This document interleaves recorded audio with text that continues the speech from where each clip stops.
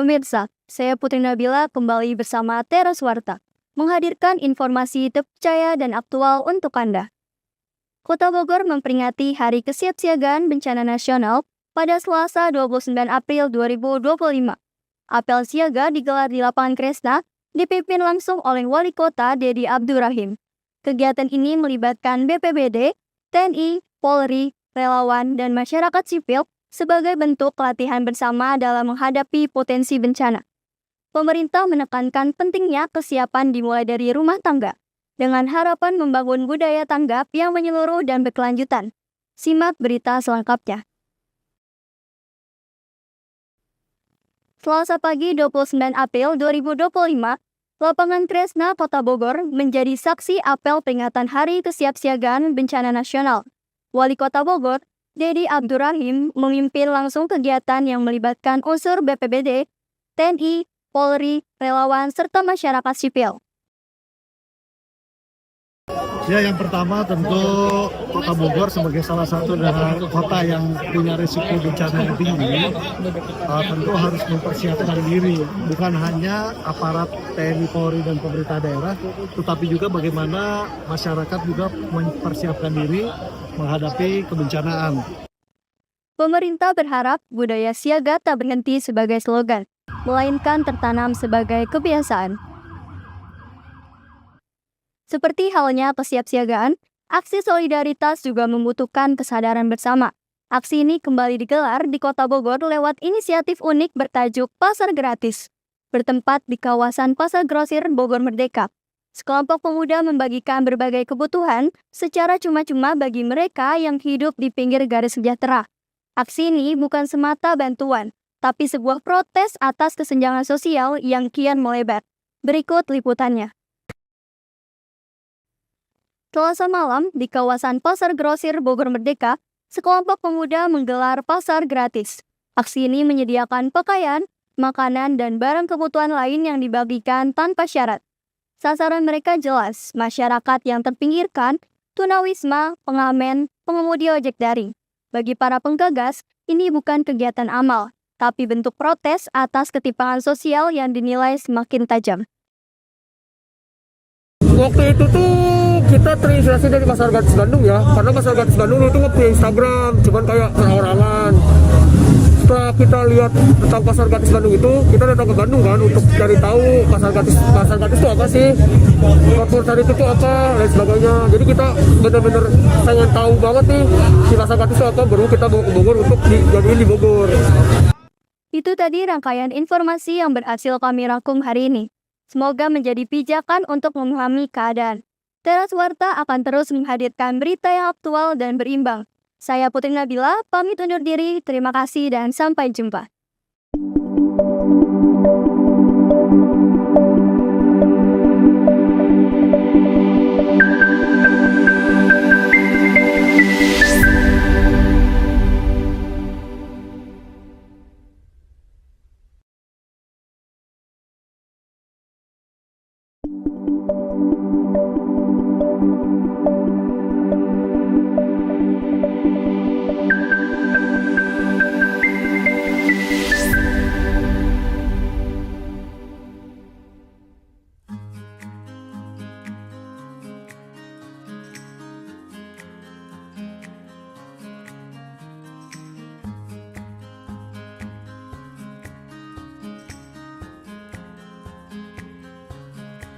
Indonesia tidak hanya kaya akan keanekaragaman hayati, tetapi juga memiliki potensi besar dalam bidang hortikultura tropika, sektor pertanian yang mencakup buah-buahan dan sayuran tropis yang bernilai ekonomi tinggi.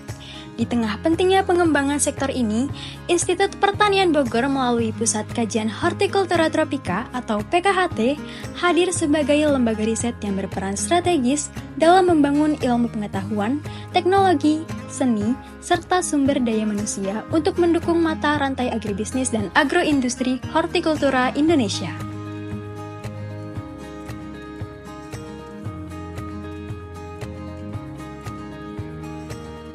Untuk saat ini yang sedang fokus ya dilakukan di PKHT ini, kita lebih ke arah tanaman-tanaman yang sifatnya mendesak seperti kayak bawang merah sama cabai ya. Mana ini kan memang kebutuhannya bukan kebutuhan yang sedikit dan memang perputarannya sangat cepat gitu.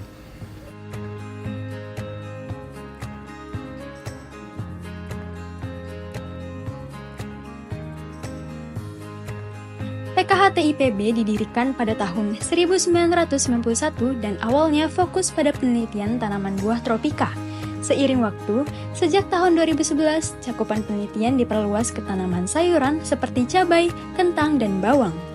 Untuk komoditas buah, PKHT mengembangkan 4 produk unggulan, pepaya, manggis, pisang, dan nanas. Buah-buahan ini dipilih karena memiliki potensi besar, namun masih kurang mendapat perhatian dari lembaga lain.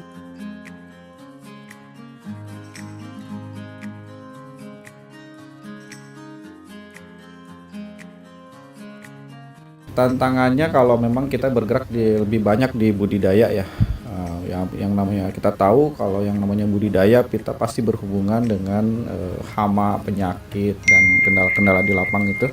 Cara menanggulanginya memang kita selama ini karena memang budidaya secara konvensional ya, itu biasanya di lapang kita sebelum melakukan penanaman itu ada istilahnya melaksanakan sanitasi kebun. Nah, kebunnya gitu harus kita perbaiki atau kita bersihkan terlebih dahulu. Kemudian kita menggunakan SOP, standar operasional prosedur ya, biar nanti budidayanya tidak melenceng lah istilahnya ya. Jadi udah ada SOP-nya mas gitu. Jadi kita mengikuti SOP aja.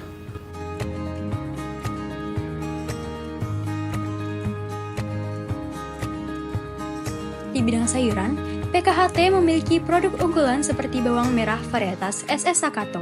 Bawang ini dikembangkan bersama pemerintah daerah Kabupaten Solok, Sumatera Barat dan kini menjadikan daerah tersebut sebagai penghasil bawang merah terbesar kedua di Indonesia setelah Jawa Tengah.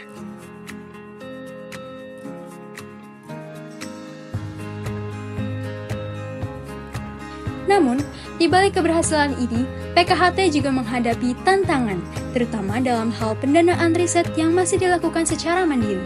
Meski IPB menyediakan fasilitas seperti gedung dan lahan, sebagian besar pembiayaan operasional dan eksperimen ditanggung langsung oleh peneliti. Dengan semangat kolaborasi dan dedikasi tinggi, PKHT terus menjadi pusat inovasi dan pengembangan hortikultura tropika yang berdampak nyata, tidak hanya bagi dunia akademik, tetapi juga bagi petani dan industri di seluruh Indonesia.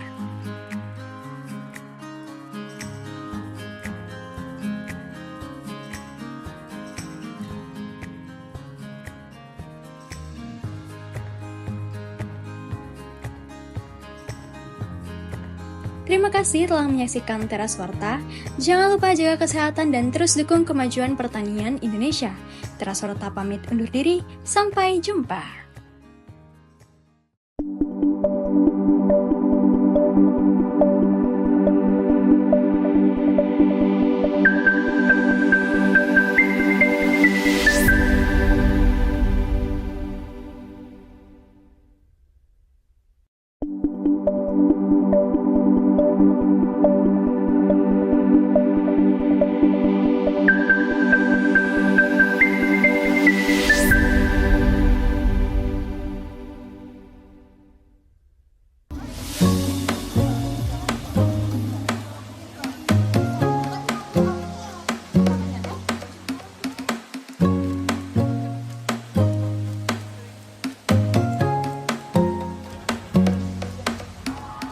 Bayangkan kalian merasakan berada di 22 provinsi Nusantara tapi hanya dalam satu tempat.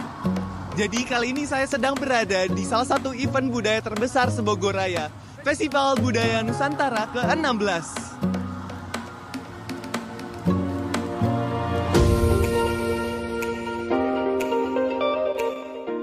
Inilah Festival Budaya Nusantara ke-16, bukan sekedar acara tahunan, tapi ruang di mana mahasiswa komunikasi digital dan media Sekolah Vokasi IPB berbicara lewat budaya. Oke, kali ini saya akan mengajak teman-teman sekalian ke salah satu stand budaya Sumatera Selatan.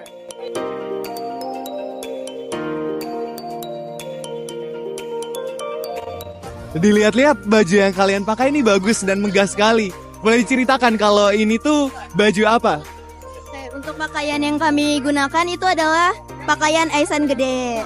Nah, Aisan Gede itu memiliki arti secara singkatnya, Aisan yang adalah perhiasan, lalu Gede itu adalah yang besar gitu. Nah, kalau kita lihat sendiri di sini, Aisan Gede itu perhiasannya sangat mewah dan besar-besar seperti di sini di mahkotanya wanita seperti itu. Oke, jadi ini adalah salah satu baju adat dari Sumatera Selatan. Oke, saya juga menarik melihat stand kebudayaan Sumatera Selatan.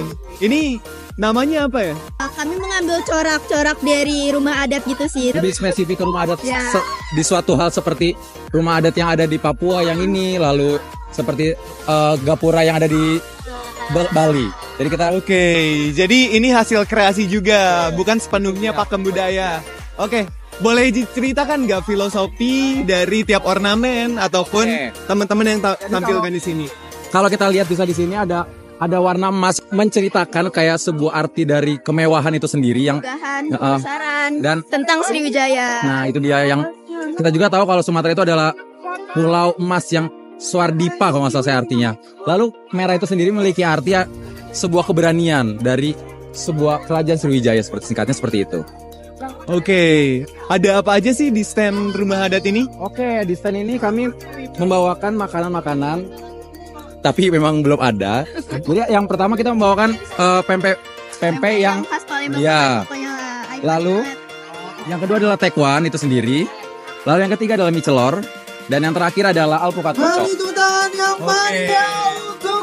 Terus ada satu lagi, maaf, ada pakaian yang pakaiannya itu Aisan Paksangko. Berbeda dengan pakaian kami yang kami kenakan sekarang. Oke, kalian sudah tampil atau belum? belum, kebetulan belum. Oke, sekitar jam berapa kalian akan tampil? Mungkin setelah sebentar lagi setelah ini pokoknya. Oke, semangat ya kalian. Nanti ditunggu penampilannya, performance-nya pasti akan sangat keren sekali. Terima kasih. Saya dadah-dadah dulu ke kamera.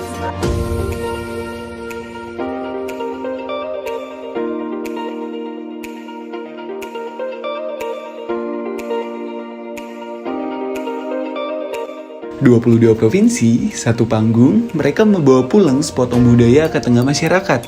Membawa kekayaan adat, bahasa, dan rasa dari penjuru Indonesia ke tengah kota Bogor.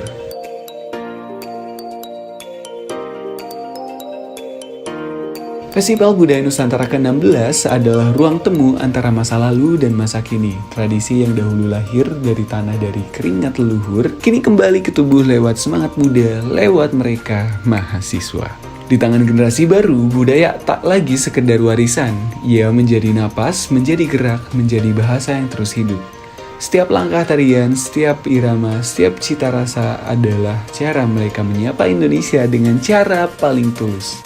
Karena mencintai negeri ini tak selalu harus lantang, cukup setia menjaga yang penuh dititipkan. Oke, senang sekali kita tadi sudah berkeliling ke berbagai stand budaya dan salah satunya adalah Sumatera Selatan. Sangat beragam, banyak kebudayaan yang kita bahas. Tadi kita senang sekali berbincang dan sampai jumpa kembali di Festival Budaya Nusantara ke-17.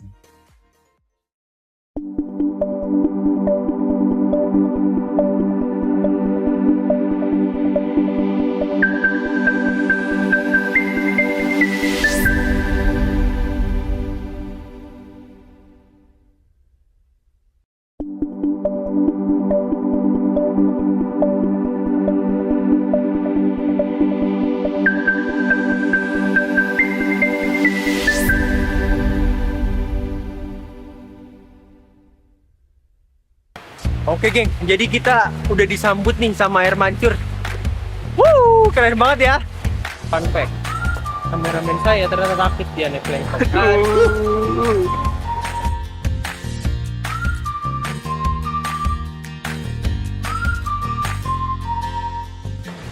Oke geng, jadi hari ini kita lagi berada di salah satu wisata yang bernama SKI.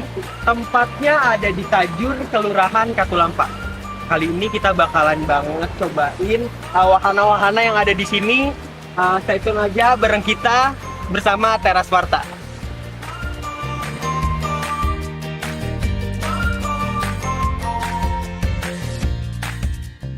Kali ini, Teras Warta mengajak Anda berwisata ke SKI Bogor. Tempat wisata keluarga yang dulunya sebagai pusat belanja tas dan kini telah berkembang menjadi kawasan rekreasi dengan berbagai wahana seru.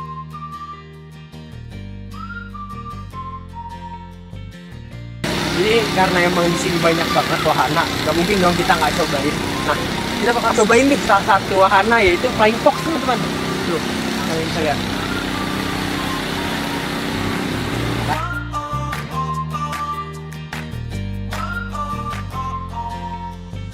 Satu, dua, tiga. Mari!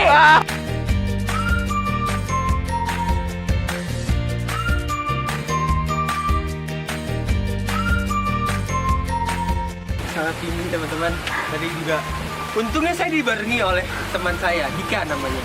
Walaupun tadi dia juga sempat ketakutan, ternyata jatuh tidak apa-apa.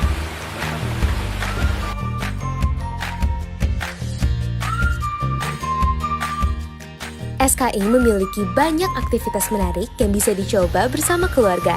Di antaranya ada Flying Fox, bermain go-kart, memberi makan hewan, sampai berenang di waterpark. Hanya dengan 20.000 per orang, Anda sudah bisa mencoba wahana Flying Fox sambil menikmati pemandangan alami sejuk. Anda bisa menaiki go-kart di SKI dengan mengeluarkan 40.000 untuk 2 kali putaran. Bisa dimainkan dengan mudah dan pastinya menyenangkan.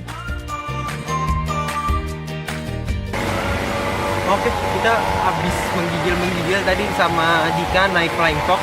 Kita habis ini langsung aja cobain wahana yang lain. Tapi kalian denger gak sih suara-suara gitu? Betul banget, kita bakal cobain go-kart.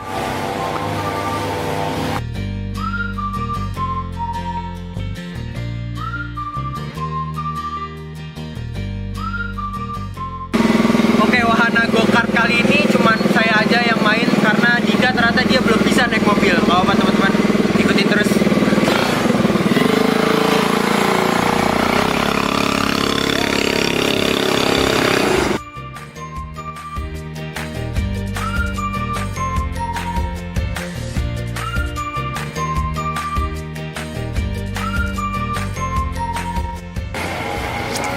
Seru banget ya teman-teman. Ya ampun.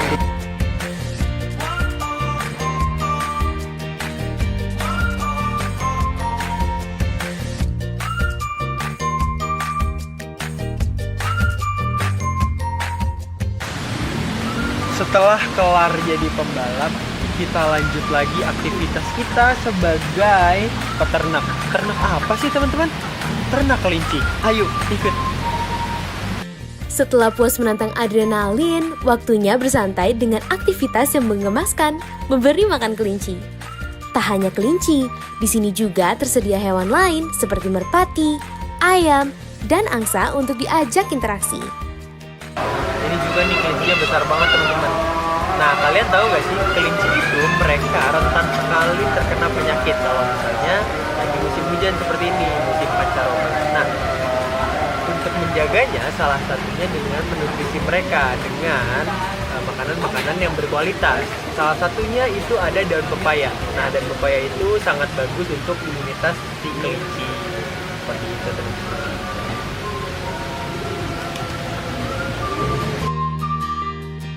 Dan sebagai penutup hari yang menyenangkan, pengunjung bisa menyegarkan diri di Waterpark SKI. Tersedia kolam anak, kolam dewasa, perosotan, fasilitas bilas, hingga tempat makan. Semuanya lengkap dalam satu kawasan. Oke, jadi tadi kita udah seru-seruan naik go-kart, naik Flying Fox. Sekarang kita udah ada di SKI Waterpark. Tapi kita di sini bukan buat berenang karena cuaca Bogor lagi hujan juga, nggak mau kita tambah dingin. Tapi kita di sini mau cobain makanannya. Oke, ayo ikut teman-teman.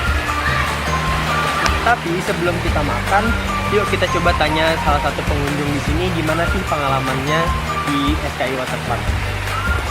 Seru sih ya, seru. Terus airnya juga jernih banget. Gitu ya? Juga lumayan segar. Kakak dari jam berapa dari? Aku dari jam 8, kebetulan tadi acara sekolah juga. Oh gitu, iya oke. Makasih banyak ya Kak Meli.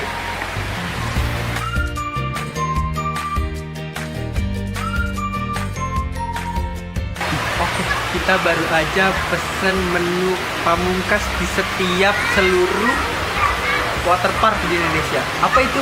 Mie goreng tentu saja. Lupa. Nah, senang sekali rasanya sudah melewati hari ini. Kita juga sudah hampir menikmati semua wahana yang ada di sini. Kalau kalian juga tertarik buat datang sini, boleh banget dikunjungin SKI-nya. Mungkin hari ini cukup segitu aja dari saya Umar Budiman, Teras Warta mengabarkan.